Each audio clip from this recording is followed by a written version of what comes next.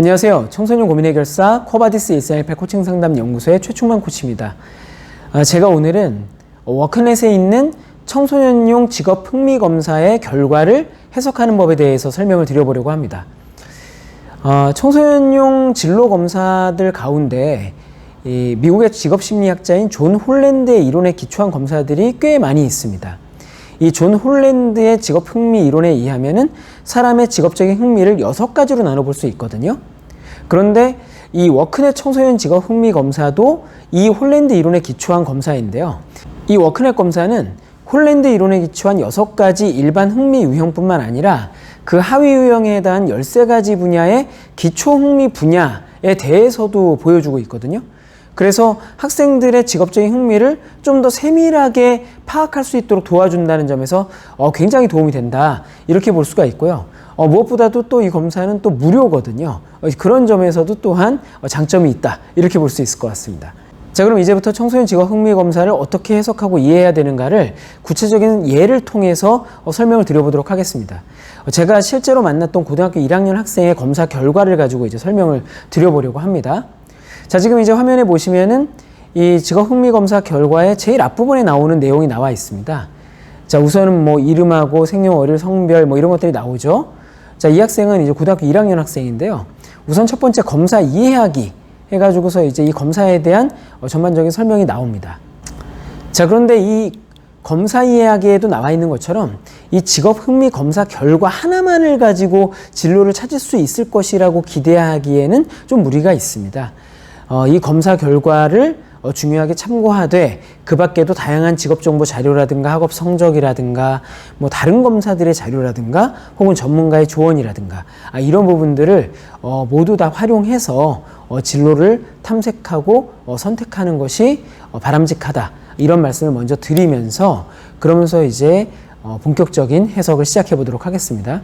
자, 이 직업 흥미 검사 결과 두 번째 페이지에 보시면은 일반 흥미 유형에 대한 이제 소개가 나오는데, 이 일반 흥미 유형이라는 거는 미국의 심리학자인 존 홀랜드의 직업 성격 유형 이론에 근거해서 피검자, 즉 이제 검사받은 학생들 개개인의 흥미를 6가지 유형으로 구분해서 측정한 것이다, 이렇게 이제 소개를 하고 있습니다.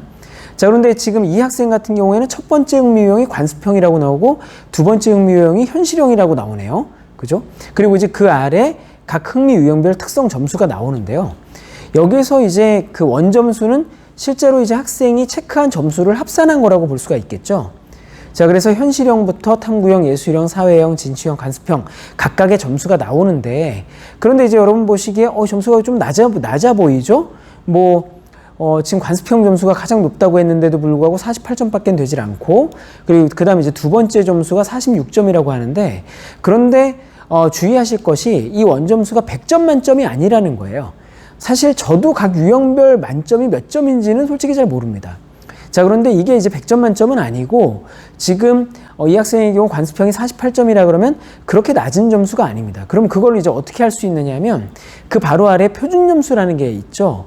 자, 이 표준 점수라는 거는 검사받은 학생의 유형별 점수가 어떤 수준에 해당하는가를 상대적으로 평가하기 위한 점수라고 볼 수가 있겠는데요. 검사받은 학생과 같은 나이 또래 학생들의 점수와 비교해서 딱 평균에 해당하는 점수라면 표준 점수를 50점이라고 환산을 하게 돼요.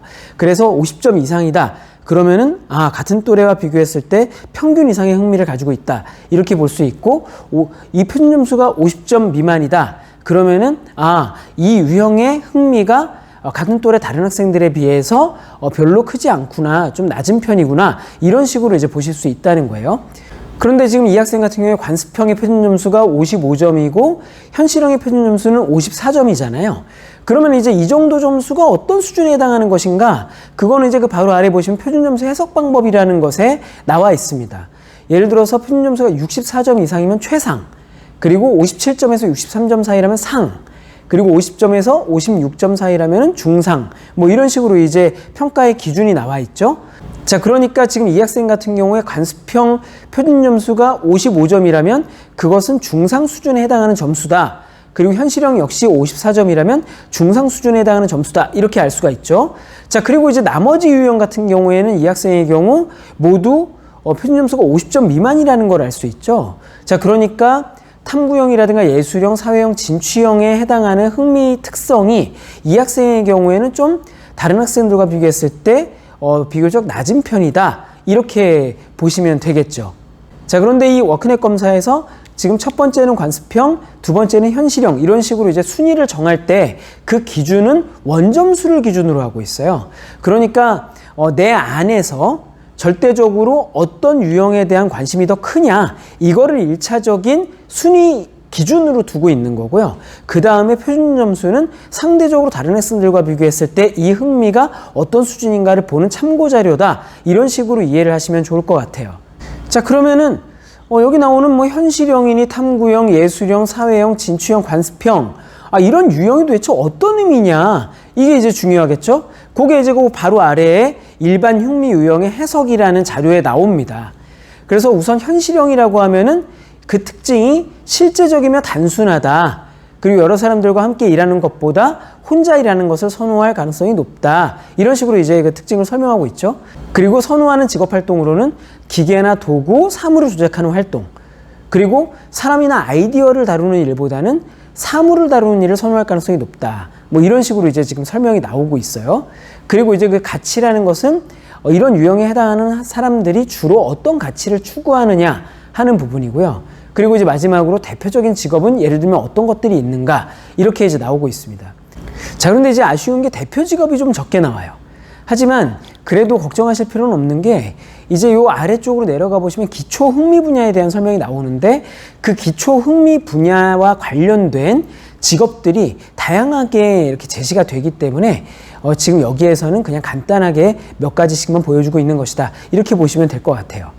자, 그리고 이 일반 흥미 유형 6가지 각각에 대한 설명도 제가 이제 이따가 기초 흥미 분야 설명 드릴 때 이 각 유형별로 어떠한 기초 흥미 분야가 그 하위에 존재하는가, 이거를 이제 알게 되면은 각 유형에 대한 이해가 좀 더 쉬워지거든요. 거기에서 이제 설명을 드리도록 하겠습니다. 자, 그러면 이제 넘어가서 흥미 육각형 모형이라는 게 나오는데요. 자, 이거는 6가지 흥미 유형을 육각형 모양으로 나타낸 거라고 볼 수가 있겠는데, 그 의미는 이제 그 육각형의 아래에 보시면은 이 모양이 어떠한가, 그리고 크기가 어떠한가에 따라서 어떤 식의 해석이 가능한가에 대한 설명이 나옵니다. 뭐 예를 들어 모양이 한쪽으로 튀어나와 있다. 그럼 그 튀어나온 부분에 흥미가 강하다. 이런 의미가 되는 거죠. 그리고 어떤 부분은 움푹 들어가 있다고 한다면 그쪽의 흥미는 좀 거리가 먼가 보다. 이런 식으로 이제 우리가 해석을 할 수가 있게 되는 거고요.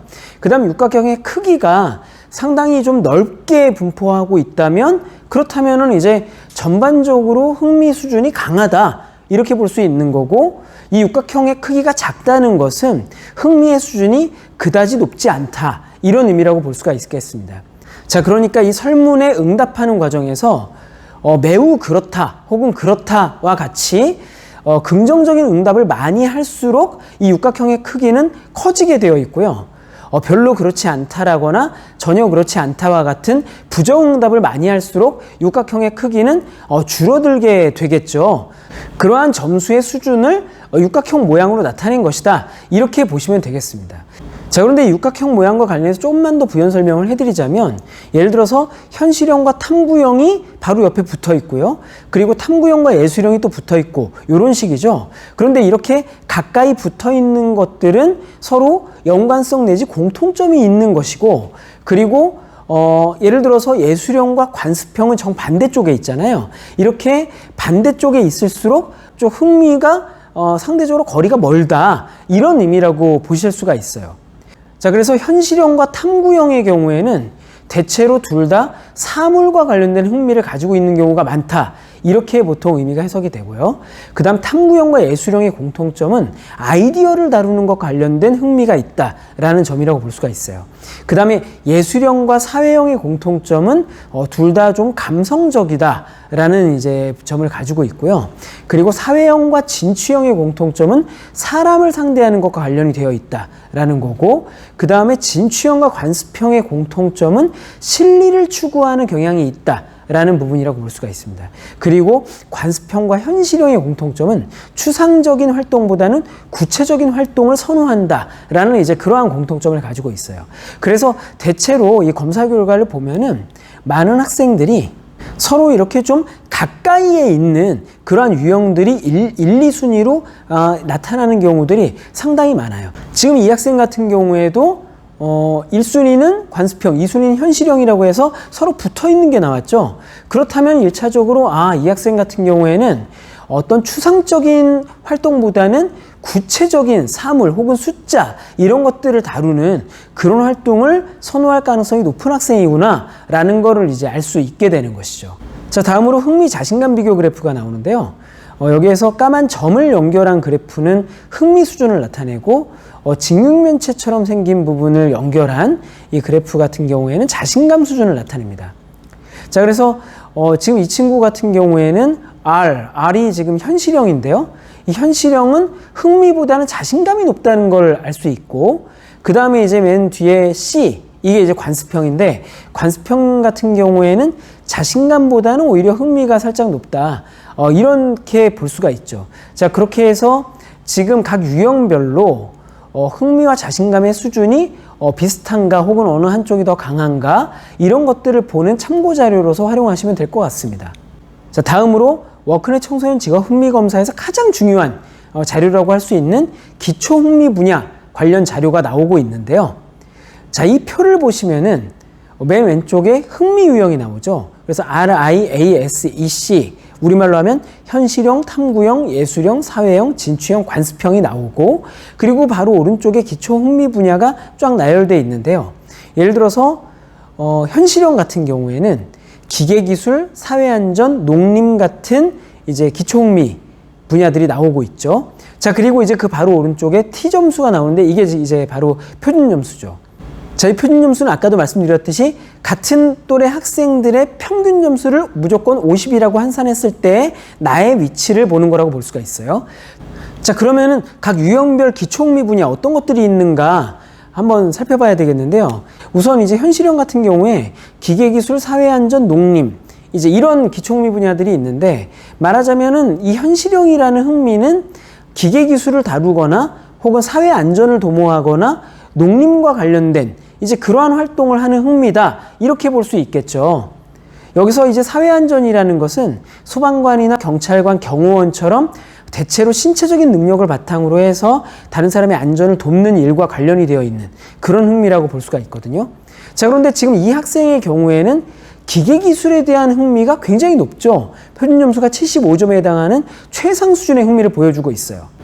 그런데 사회안전이나 농림에 대한 흥미가 그다지 높지 않다 보니까 현실형 전체의 표준 점수는 54점 수준에 머물렀다. 이렇게 볼 수가 있는 거죠. 하지만 기계기술에 대한 흥미가 굉장히 강하기 때문에 바로 이 부분을 주목해서 볼 필요가 있다. 이렇게 볼 수 있는 거고요.